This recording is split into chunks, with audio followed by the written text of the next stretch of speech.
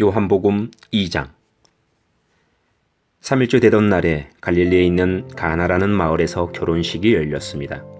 예수님의 어머니도 결혼식에 참석하였고 예수님과 그분의 제자들도 결혼식에 초대받았습니다. 포도주가 바닥을 났을 때 예수님의 어머니가 예수님께 "이 집에 포도주가 다 떨어졌구나" 라고 말해 주었습니다. 예수님께서는 "어머니, 왜 저에게 이런 부탁을 하십니까? 저의 때가 아직 오지 않았습니다" 라고 대답하셨습니다. 예수님의 어머니는 하인들에게 "그분이 시키시는 일은 무엇이든지 하여라" 하고 말해 두었습니다. 그 집에는 돌로 만든 물 항아리가 6개 있었습니다. 이 항아리는 유대인들이 정결 예식에 사용하는 항아리들이었습니다. 그것은 각각 물 2세 동이를 담을 수 있는 항아리였습니다. 예수님께서 하인들에게 "항아리에 물을 채워라" 하고 말씀하셨습니다. 하인들은 항아리에 물을 가득 채웠습니다. 그러자 예수님께서는 그들에게 "자, 이제 그것을 퍼다가 잔치를 주관하는 사람에게 갖다 주어라" 하고 말씀하셨습니다. 하인들은 물을 떠서 잔치를 주관하는 사람에게 갖다 주었습니다. 하인이 떠다 준 물을 잔치를 주관하는 사람이 맛보았을 때 그 물은 포도주가 되어 있었습니다. 그는 그 포도주가 어디서 난 것인지 알지 못하였지만 물을 가져온 하인들은 알고 있었습니다. 잔치를 주관하는 사람은 신랑을 불렀습니다. 그리고 그에게 "사람들은 항상 처음에 좋은 포도주를 내놓고 사람들이 취한 다음에는 값싼 포도주를 내놓는 법인데 당신은 지금까지 가장 좋은 포도주를 보관하고 계셨군요" 하고 말하였습니다.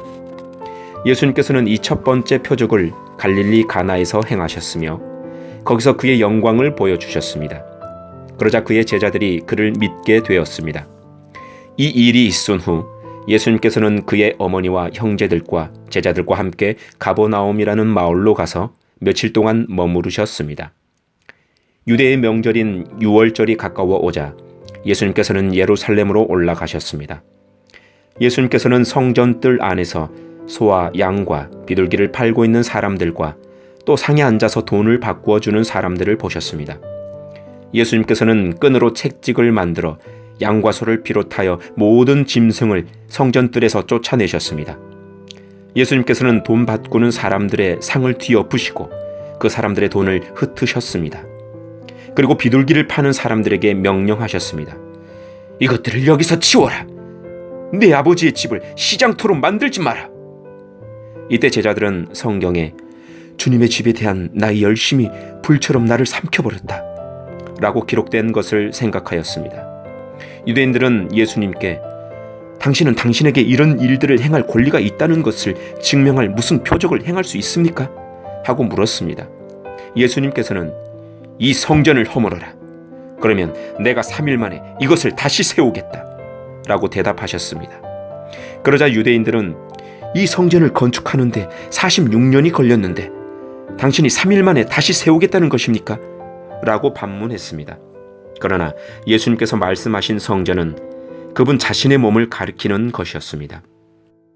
예수님께서 죽은 자들 가운데서 부활하신 후에 그분의 제자들은 예수님께서 이렇게 말씀하신 것을 기억하였고 그들은 성경과 예수님께서 하신 말씀을 믿었습니다.